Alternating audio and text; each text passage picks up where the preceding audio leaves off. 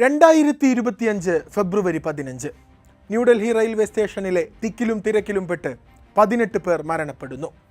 കുംഭമേളയിൽ പങ്കെടുക്കാൻ പ്രയാഗ്രാജിലേക്ക് പോകാൻ വേണ്ടി ആയിരക്കണക്കിന് മനുഷ്യരാണ് അന്ന് ന്യൂഡൽഹി റെയിൽവേ സ്റ്റേഷനിലെ 14 നമ്പർ പ്ലാറ്റ്ഫോമിൽ ഇന്ത്യൻ റെയിൽവേയുടെ കെടുകാര്യസ്ഥതയ്ക്കിരയായത്.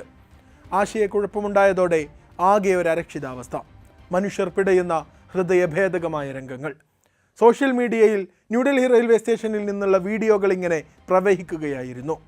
പക്ഷേ 2 ദിവസങ്ങൾക്ക് ശേഷം തന്നെ ഫെബ്രുവരി 17 ഈ വീഡിയോകളെല്ലാം സമൂഹ മാധ്യമങ്ങളിൽ നിന്ന് നീക്കം ചെയ്യണമെന്ന് റെയിൽവേ മന്ത്രാലയം എക്സ് പ്ലാറ്റ്ഫോമിനോട് ആവശ്യപ്പെട്ടിരിക്കുന്നു.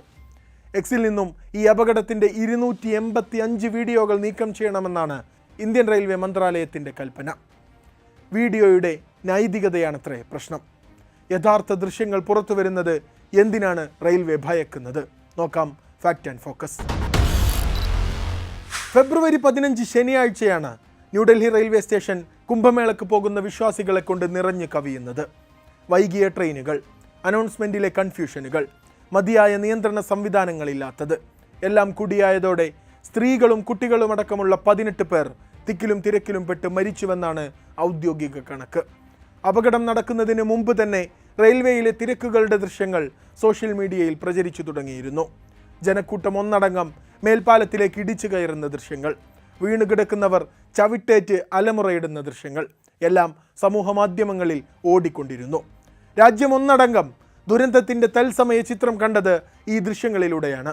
പക്ഷേ സർക്കാരിന് ഈ ദൃശ്യങ്ങൾ ഉണ്ടാക്കിയ തലവേദന ചെറുതല്ല. ദുരന്തമുണ്ടായ 2 ദിവസങ്ങൾക്ക് ശേഷം ഫെബ്രുവരി 17 തിങ്കളാഴ്ച റെയിൽവേ മന്ത്രി അശ്വിനി വൈഷ്ണവ് സമൂഹമാധ്യമമായ എക്സിന് നോട്ടീസ് അയച്ചു. ന്യൂഡൽഹി റെയിൽവേ സ്റ്റേഷനിലെ അപകട ദൃശ്യങ്ങൾ ഉൾപ്പെട്ട 285 ലിങ്കുകൾ നീക്കം ചെയ്യണമെന്നാവശ്യപ്പെട്ടാണ് നോട്ടീസ് അയച്ചത്. എത്തിക്കൽ പ്രശ്നങ്ങൾ ഉണ്ടാക്കുമെന്നാണ് വിശദീകരണം. എക്സിൻ്റെ കണ്ടന്റ് പോളിസികൾക്ക് എതിരാകുന്നുവെന്നാണ് പറയുന്നത്. ഈ ദൃശ്യങ്ങളെല്ലാം അങ്ങേയറ്റം വൈകാരികമാണത്രേ, അസ്വസ്ഥപ്പെടുത്തുമത്രേ, അതിലേറെ അനാവശ്യമായ ക്രമസമാധാന പ്രശ്നങ്ങൾ ഉണ്ടാക്കുമത്രേ. ഇതൊക്കെയാണ് പിൻവലിക്കണമെന്നാവശ്യപ്പെട്ട് മന്ത്രി അയച്ച കത്തിൽ പറയുന്ന ന്യായങ്ങൾ. തിരക്കേറിയ ഈ സീസൺ സമയത്ത് റെയിൽവേയുടെ ഓപ്പറേഷനുകൾ ഈ വീഡിയോ മൂലം തടസ്സപ്പെടുമെന്നും നോട്ടീസിൽ വാദിക്കുന്നുണ്ട്. ദുരന്തത്തിൻ്റെ ദൃശ്യങ്ങൾ രാജ്യം കാണുന്നത് ആരെയാണ് അസ്വസ്ഥപ്പെടുത്തുന്നത്? രാജ്യത്ത് നടന്ന ഒരു സംഭവം പൊതുജനം കാണാനിടയായാൽ ആരുടെ എത്തിക്സിനാണ് പ്രശ്നമുണ്ടാകുന്നത്? എക്സിന് ഇത് പിൻവലിക്കാൻ 36 മണിക്കൂർ സമയമാണ് റെയിൽവേ മന്ത്രാലയം നൽകിയത്. പിൻവലിക്കണമെന്നാവശ്യപ്പെട്ട് റെയിൽവേ എക്സിനോട് അപേക്ഷ നൽകിയതല്ല. ഇതൊരു ലീഗൽ ഓർഡറാണ്. നിയമപ്രകാരമുള്ള അധികാരം കൊണ്ട് റെയിൽവേ കൽപ്പിച്ചതാണ്. കഴിഞ്ഞ വർഷം ഡിസംബറിൽ IT ആക്ടിന് കീഴിൽ റെയിൽവേക്ക് നൽകപ്പെട്ട പുതിയ അധികാരങ്ങൾ ഉപയോഗിച്ച് നടത്തിയ ആദ്യത്തെ കൽപ്പന. IT ആക്ട് സെക്ഷൻ 79(3)(b) പ്രകാരം റെയിൽവേ മന്ത്രാലയത്തിലെ ഇൻഫർമേഷൻ ആൻഡ് പബ്ലിസിറ്റി എക്സിക്യൂട്ടീവ് ഡയറക്ടർക്ക് ഈ പുതിയ അധികാരം ഉപയോഗിച്ച് സോഷ്യൽ മീഡിയ പ്ലാറ്റ്ഫോമുകളോട് നേരിട്ട് കണ്ടന്റുകൾ ഒഴിവാക്കാൻ ഉത്തരവിടാൻ കഴിയും. ആരോടും ചോദിക്കേണ്ടതില്ല, ആരും കനിയേണ്ടതില്ല. പക്ഷേ ഇപ്പോൾ മന്ത്രാലയം നിർദ്ദേശിച്ച ടാർഗറ്റഡ് അക്കൗണ്ടുകളിൽ രാജ്യത്തെ സുപ്രധാനമായ മാധ്യമ സ്ഥാപനങ്ങളുടെ അക്കൗണ്ടുകളുമുണ്ട്. അങ്ങനെയാണെങ്കിൽ ഈ കൽപ്പന പ്രചരിക്കുന്ന വീഡിയോകളുടെ എത്തിക്സിനെ പേടിച്ചിട്ടാണോ? അതല്ല ഈ ദുരന്തത്തെ മറ്റാരും കാണിക്കാതെ നിശബ്ദമാക്കാൻ വേണ്ടിയാണോ? എന്തുകൊണ്ടാണ് 285 വീഡിയോ മന്ത്രാലയം തിരഞ്ഞെടുത്തത്? പൊതുജനം കാണരുതെന്ന് സർക്കാർ വിചാരിക്കുന്ന എന്തൊക്കെയോ ഈ വീഡിയോകളിലുണ്ട്. റെയിൽവേയുടെ കെടുകാര്യസ്ഥത തന്നെയാണ് അതിൽ പ്രധാനം. ഈയിടെയായി മിസ്മാനേജ്മെൻറ്റിന് പരക്കെ തെറിവിളി കേട്ടുകൊണ്ടിരിക്കുന്ന ഇന്ത്യൻ റെയിൽവേക്കെതിരെ ഈ ദൃശ്യങ്ങളെല്ലാം സംസാരിക്കുന്നുണ്ട്. അപ്പോഴും തങ്ങൾ അവസാന സമയത്ത് ഒരു മാറ്റവും വരുത്തിയിട്ടില്ല എന്നാണ് ദുരന്ത സമയത്തെ അനൗൺസ്മെൻറ്റിനെ കുറിച്ച് റെയിൽവേ പറയുന്നത്. പക്ഷേ വീഡിയോകൾ കള്ളം പറയില്ല. അത് പ്രചരിക്കുന്നത് റെയിൽവേ പേടിക്കുന്നുണ്ട്. ദുരന്തമുണ്ടായി 2 ദിവസമാകുമ്പോഴേക്കും സമൂഹ മാധ്യമങ്ങളെ നിയന്ത്രിക്കുന്നു.